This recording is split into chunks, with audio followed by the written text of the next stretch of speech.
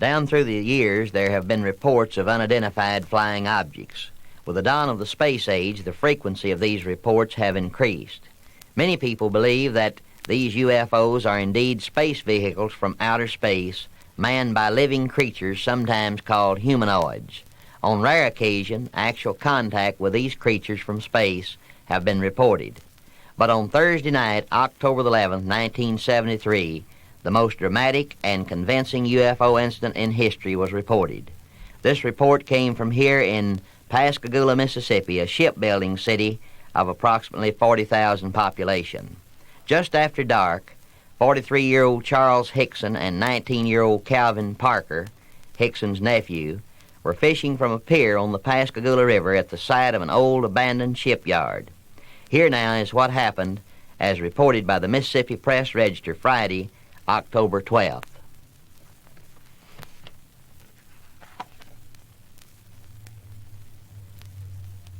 Past men forced aboard UFO here.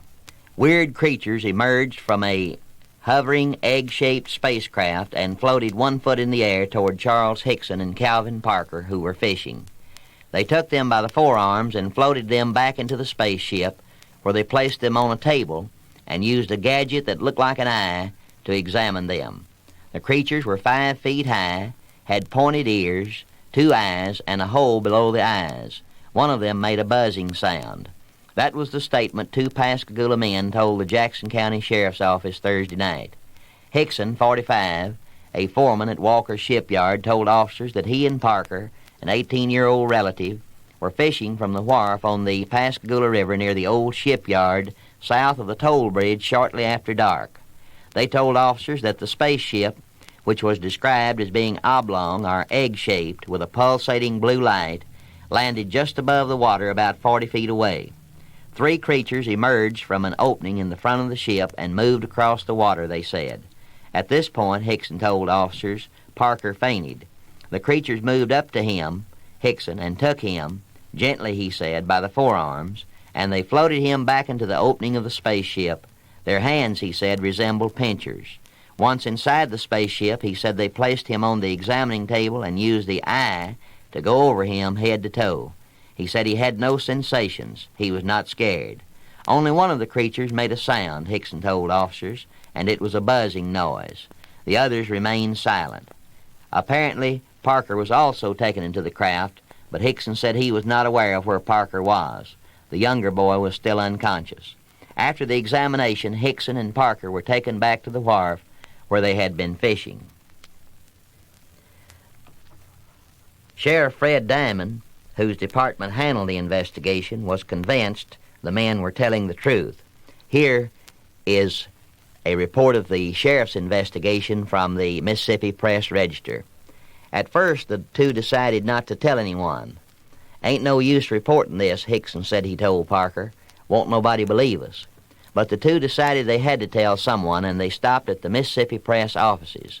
No newsmen were present, however, and they decided to go to the sheriff's office. Captain Glenn Ryder said he didn't believe the men at first. "I thought they were pulling my leg." The young boy, Parker, was scared to death. He was almost in shock. The officer said he tried everything he knew to break their stories, but they persisted. He said he then placed them in a cell which had a hidden tape recorder. They didn't know about the recorder, said Ryder. "My God," Hickson said on tape, "I never seen anything like this in my life. My nerves are a wreck. I got to get out of here." Ryder said Parker at this time was praying. "I didn't believe their story at first," said Ryder, "but I do now after I got them on tape. If they were lying to me, they should be in Hollywood."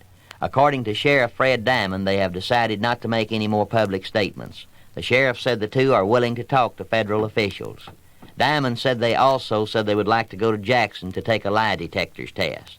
"I believe they're sincere," Diamond said, "and I believe their story is true."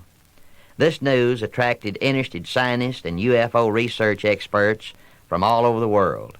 Here's the report of 2 scientists who interrogated Hickson and Parker while they were under hypnosis. 2 area men who told that they were taken aboard a UFO here Thursday night were put under hypnosis Saturday by 2 scientists who have spent years studying reports of UFOs. Both doctors said the men were telling the truth, that they were indeed taken aboard an extraterrestrial craft. Dr. James Harder, professor at the University of California and also associated with Aerial Phenomena Research Organization, APRO, and Dr. Alan Hynek, professor of astronomy at Northwestern University of Chicago, spent about 4 hours with the two Gaucher men. Charles Hickson, 45, and Calvin Parker, 19, spent several hours separately under hypnosis Saturday, reliving their strange story of being taken aboard a spaceship. These are not unbalanced people, said Dr. Hynek. They're not crackpots. There was definitely something here that was not terrestrial, of Earth, said Harder. Where they, ships from outer space, came from and why they were here is a matter of conjecture, he continued, but the fact that they are here on this planet is true beyond a reasonable doubt. Both men agreed that the sighting and subsequent action of being taken aboard the UFO is probably one of the most dramatic ever recorded.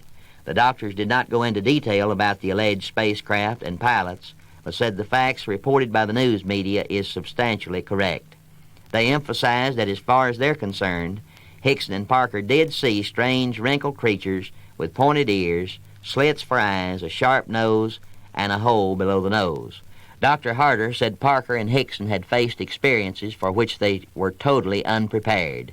He compared their experiences to that of an aborigine in Australia who is suddenly confronted by a jumbo jet. Dr. Harder said their experience was indeed a real one. It was no hallucination.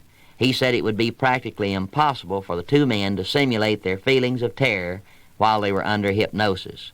Dr. Hynek ended the interview on a plea that Hickson and Parker should not be ridiculed. They had a very real and frightening experience, he said.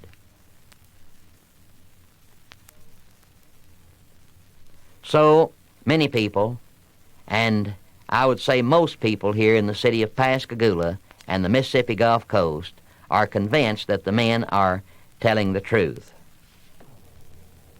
The reaction of local residents to this UFO incident is perhaps best illustrated by this newspaper report of what happened when a TV news director invited his listeners to join him in a UFO hunt.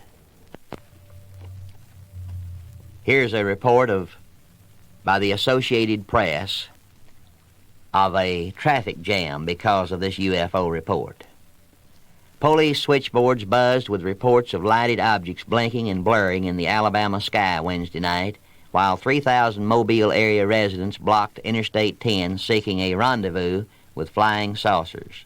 State police said more than 1,000 cars traveled in a caravan to a spot near the Mississippi-Alabama line some 16 miles west of Mobile, hoping to see the unidentified flying objects which have been recently reported across the southeast. The cars completely blocked the westbound lane of the highway for about an hour. At one point, troopers said the traffic situation was out of control, but cars were reported moving smoothly before midnight. Meanwhile, there were reports of UFOs being seen in Bullock and Shelby counties and in Birmingham, Tuscaloosa, and Gadsden. The Mobile caravan began with a news report on WKRG-TV Mobile that a woman who claims to be in contact with UFOs had predicted that they would be at a certain spot Wednesday night. One person said, "If this is true, we can throw away the Bible. And that's why I'm preaching this sermon. Did it happen? Is it possible? What does the Bible say about it?" These are some of the many questions that I faced as I determined on Saturday, October 13th, to preach the sermon the next day entitled, "Visitors from Space, What Saith the Lord?" Soon after I began my research and study, I realized that the Lord was opening doors for information in an unusual way. First, I conferred by telephone with Salem Kerbin, popular author of several prophetic books, and Dr. Edward F. Hills, author of the New Space Age Christian Library. Both of these men were very cooperative and helpful in my research. Later that night, I was privileged to be exposed to certain aspects of the investigation that have not yet been made public. As my interest mounted, I decided to go to the actual scene of the reported UFO incident. It was about midnight Saturday night, October 12th, when I stood on the pier that Hickson and Parker were standing on when this incident occurred. It's a spooky place with abandoned refrigerators, junk automobiles, and the like scattered around. Suddenly a man appeared from the shadows, approaching me. I don't think I breathed until he got close enough for me to see that he didn't have pointed ears and pincher-like hands. He introduced himself as Stephen Putnam and gave me a card with his name and imprinted UFO research.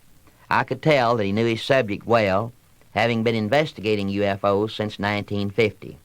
He told me many interesting things that I will share with you later. One thing that he explained was the means of communication of these creatures that he called humanoids.